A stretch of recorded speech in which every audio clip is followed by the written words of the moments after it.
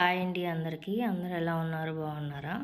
ఈరోజు మన వీడియో వచ్చేసేసి సింపుల్గా అప్పటికప్పుడు మనం ఊతప్పం ఎలా రెడీ చేసుకోవాలనేది నేను మీకు చూపించబోతున్నానండి. ఇందులో వచ్చేసి ఫస్ట్ ముందుగా మనం అల్లం ముక్కలు కట్ చేసి పెట్టుకోవాలి. అలాగే పచ్చిమిర్చి ముక్కలు కట్ చేసి పెట్టుకోవాలి.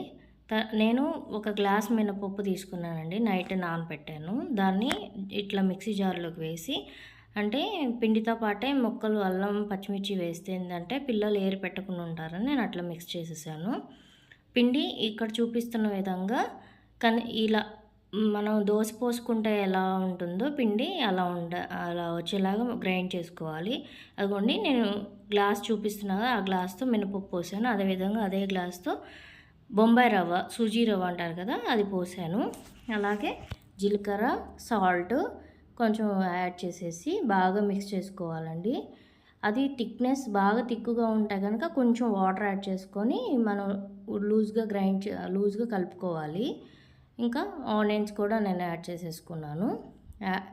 ఆనియన్స్ అన్నీ యాడ్ చేసినాక బాండీ పెట్టుకొని, అంటే కడాయి పెట్టుకొని దాంట్లో కొంచెం ఆయిల్ వేసుకోవాలి.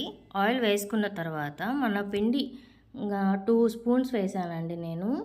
2 స్పూన్స్ వేసి మన దోశలాగా, అంటే మనం దోశ వేసుకుంటాం కదా, అట్లాగే స్ప్రెడ్ చేశాను అనమాట పల్చగా. మీకు మందంగా కావాలంటే మందంగా వేసుకోవచ్చు, పల్చగా కావాలంటే పల్చగా కూడా వేసుకోవచ్చు అండి.